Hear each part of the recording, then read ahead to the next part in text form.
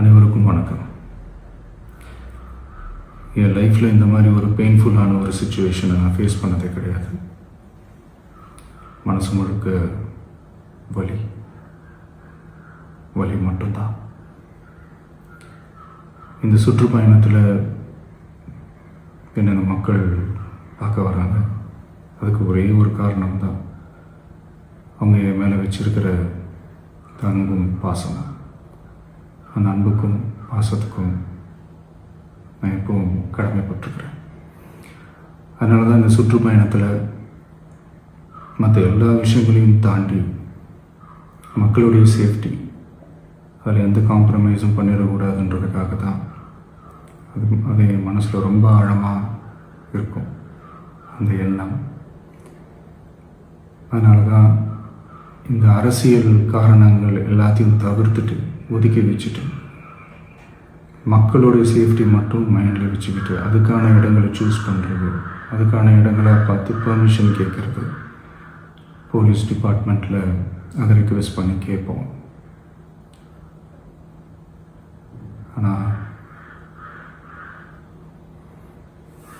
நடக்கக்கூடாதது நடந்துருச்சு. ஆனால் மனுஷன் தானே, அந்த நேரத்தில் அத்தனை பேர் பாதிக்கப்பட்டு இருக்கும்போது எப்படி அந்த ஊரை விட்டுட்டு என்னால் கிளம்பி வர முடியும்? நான் திரும்ப அங்கே போகணும்னு இருந்துச்சுன்னா அதை ஒரு காரணம் காட்டி அங்கே வேறு சில பதட்டமான சுச்சுவேஷன்ஸ், வேறு சில அசம்பாவிதங்கள் அந்த மாதிரி எதுவும் நடந்துடக்கூடாதுன்றதுக்காக தான் நான் அவாய்ட் பண்ணேன். இந்த நேரத்தில் சொந்தங்களை இழந்து தவிக்கிற அத்தனை குடும்பங்களுக்கும் என்னுடைய ஆழ்ந்த இரங்கலை தெரிவிச்சுக்கிறேன். எனக்கு தெரியும், என்ன சொன்னாலும் இது ஈடையாகாதுன்னு எனக்கு தெரியும். ஹாஸ்பிட்டலில் ட்ரீட் பண்ணிகிட்ருக்கிற எல்லாருமே சீக்கிரமாக க்யூர் ஆகி வரணுன்றதை இந்த நேரத்தில் நான் வேண்டிக்கிறேன். கூடிய சீக்கிரமே உங்கள் எல்லாரையும் நான் சந்திக்கிறேன். இந்த நேரத்தில் எங்களுடைய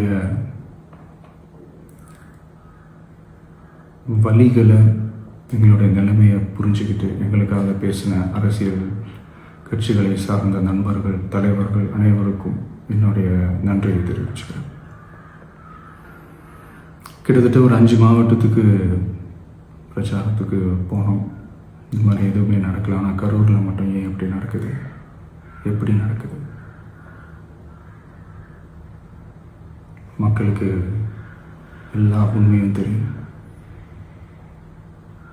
மக்கள் எல்லாத்தையும் பார்த்துக்கிட்டு இருக்கிறாங்க. கரூரை சேர்ந்த அந்த மக்கள் அந்த உண்மையெல்லாம் வெளியில் சொல்லும்போது எனக்கு கடவுளே நேரில் வந்து இறங்கி அந்த உண்மைகள்லாம் சொல்கிற மாதிரி எனக்கு தோணுச்சு. சீக்கிரமே எல்லா உண்மைகளும் வெளியில் வரும்.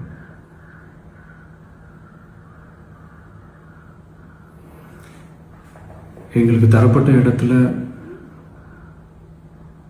நாங்கள் போய் அந்த ஸ்பாட்டில் நின்று நாங்கள் பேசிட்டு வந்தோம். அதை தாண்டி எந்த தவறும் எங்கள் சைடில் நாங்கள் எதுவுமே செய்யலை.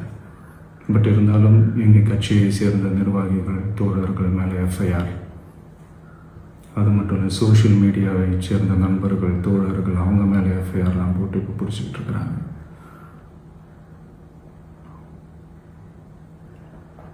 சிஎம் சார், உங்களுக்கு ஏதாவது இந்த பழி வாங்கணும் அப்படின்ற எண்ணம் ஏதாவது இருந்துச்சுன்னா என்ன வேணாலும் பண்ணுங்க. அவங்க மேலே கை வைக்காதீங்க. நான் ஒன்று வீட்டில் இருப்பேன், இல்லை நான் ஆஃபீஸில் இருப்பேன். என்ன வேணாலும் செய்யுங்க. நண்பர்களே, தோழர்களே, நம்மளுடைய அரசியல் பயணம் இன்னும் ஸ்ட்ராங்காக, இன்னும் தைரியத்தோட கண்டினியூ ஆகும்.